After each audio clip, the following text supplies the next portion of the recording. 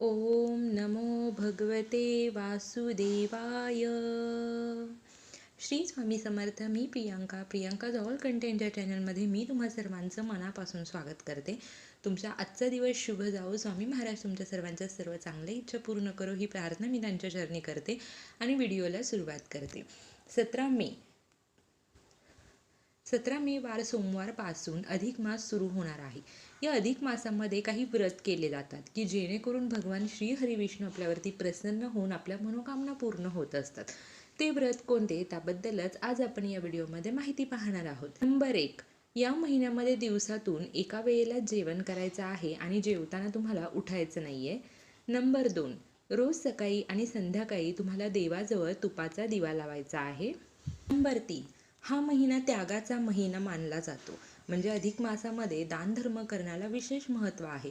त्यामुळे तुम्ही दानधर्म करा, त्याग करा. म्हणजे काही आवडीच्या गोष्टीचा त्याग तुम्ही हा महिनाभर करू शकता. नंबर 4, या महिन्यामध्ये कोणत्याही एखाद्या आवडत्या पदार्थाचा तुम्ही त्याग करा. एखादं फळ असेल, एखादा पदार्थ असेल किंवा चहा वगैरे तुम्ही त्याग करू शकता. नंबर 5, या महिन्यामध्ये रोज विष्णू सहस्त्रनाम तुम्हाला वाचायचं आहे किंवा तुम्ही ऐकू शकता. याचं खूप पटीने तुम्हाला पुण्यफळ प्राप्त होतं.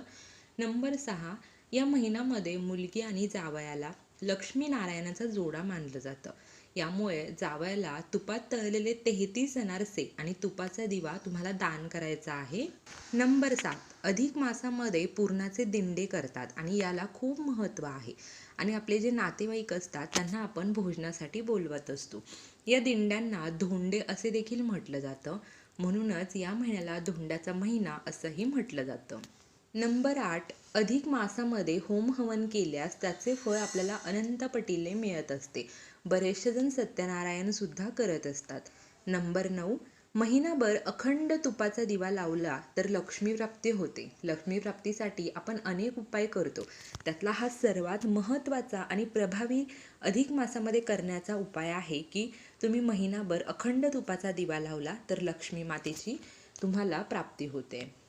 नंबर 10, अधिक महिन्यामध्ये पोथी वाचन, सत्संग किंवा अधिक महिन्याची पोथी शुद्ध सात्विक मनाने रोज एक अध्याय याप्रमाणे महिनाभर वाचून तुम्हाला शेवटी उद्यापन करायचं आहे. तुम्ही रामचरित मानस वाचू शकता किंवा तुम्ही भगवद्गीतेतील 15वा अध्याय दररोज वाचू शकता. म्हणजे अधिक मासामध्ये तुम्हाला जास्तीत जास्त अध्यात्माची प्रगती व्हावी, तुम्ही देवांशी जोडले जावे, यासाठी तुम्हाला देवांच्या सेवा करायच्या आहेत. आपल्या घरामध्ये असणाऱ्या ग्रंथांचं तुम्हाला पठण करायचं आहे. तुम्ही गुरुचरित्र पठण करू शकता, तुम्ही स्वामीचरित्र पठण करू शकता, तुम्ही नवनाथ ग्रंथाचं पठण करू शकता किंवा तुम्ही तुमच्या इष्टदेवतेच्या कोणत्याही ग्रंथाचं पठण करू शकता. पण नक्कीच अधिक मासामध्ये सेवा नक्की करा.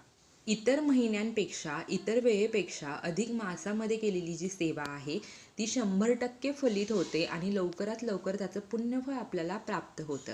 भगवान श्री हरी विष्णू आणि माता लक्ष्मीची तुम्हाला कृपा प्राप्त करून घ्यायची असेल तर अधिक मासामध्ये ही सांगितलेली व्रतं नक्की करा. माहिती आवडली असेल तर आपल्या चॅनलला सबस्क्राईब करा, व्हिडिओ सर्वांसोबत शेअर करा. कमेंट बॉक्समध्ये ओम नमो भगवते वासुदेवाय लिहायला विसरू नका आणि ओम नमो भगवते वासुदेवाय या मंत्राचा खूप जास्तीत जास्त तुम्हाला मंत्रजप करायचा आहे. Shri Swami Samarth. Bless you all.